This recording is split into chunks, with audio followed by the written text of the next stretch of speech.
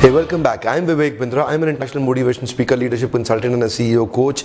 आज का मेरा टॉपिक है ब्रेन वॉशिंग से कैसे बचा जाए। आज के ज़माने में भयंकर ब्रेन वॉशिंग हो रही है। पॉलिटिकल ब्रेन वॉशिंग भी होती है, social brain washing, family brain washing, peer brain washing.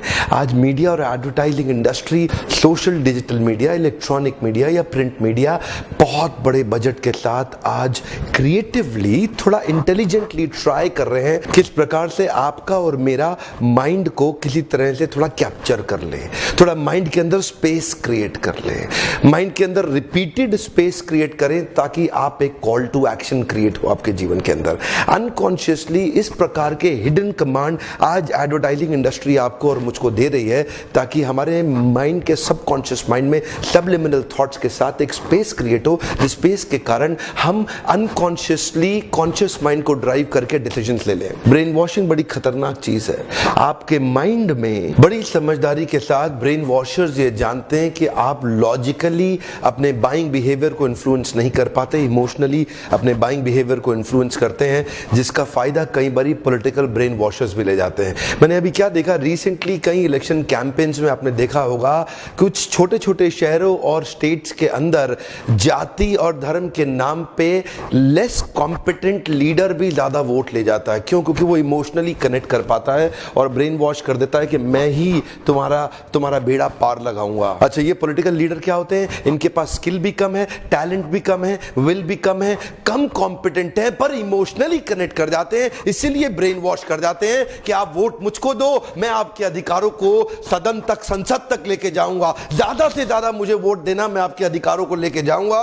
और देखते जाइए, ये कई अल्प समुदाय और संप्रदाय के लोग जानते हैं ये कुछ नहीं कर पा रहा मेरे लिए, लेकिन फिर भी इमोशनली इतना कनेक्टेड होते हैं उससे कि उसी को वोट देते हैं, उसी लेस कॉम्पिटेंट आदमी को वोट देते हैं जो बाद में ना आज ना कभी, जो कि ना भूतो ना भविष्यति, ना इतिहास में वो आपके लिए कुछ अच्छा कर पाया, ना भविष्य में कभी अच्छा कर पाएगा। पर क्या होता है, ब्रेन वॉश हो जाता है। ब्रेन वॉश होने के बाद मैसिव बिहेवियर प्रोड्यूस होगा। उसी हिसाब से जिस प्रकार से ब्रेन वॉश हुआ है, आज बड़े बड़े डेजिग्नेशन और डिपार्टमेंट्स और डिविजन्स क्रिएट कर दिए गए मीडिया और एडवर्टाइजिंग इंडस्ट्री के अंदर। ये सब मिलकर आपके इमोशंस और डिजायर्स को इस प्रकार इन्फ्लुएंस करना चाहते हैं ताकि कुछ ट्रिगर्स क्रिएट हो जिससे आपका बाइंग बिहेवियर इन्फ्लुएंस हो जाए।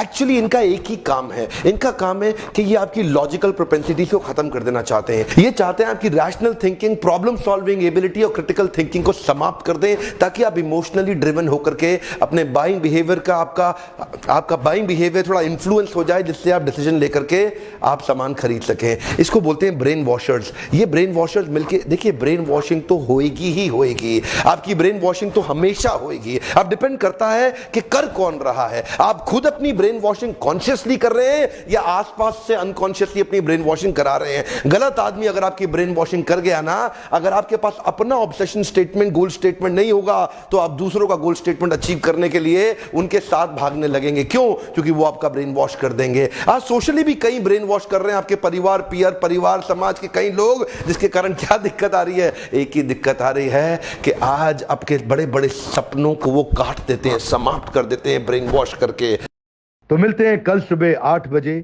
दोबारा अपने पॉडकास्ट के अगले एपिसोड में, एक्सक्लूसिवली मेरे फेसबुक, इंस्टाग्राम पेज या ट्विटर हैंडल पे। और हाँ, शेयर जरूर करिएगा इस मैसेज को। Sharing is caring. शेयर करने से सामने वाले का लाभ होता है और ऐसा मैसेज शेयर करने से आपकी भी तो इज्जत बढ़ती है। हमारे साथ जुड़े रहने के लिए प्रेम पूर्वक धन्यवाद।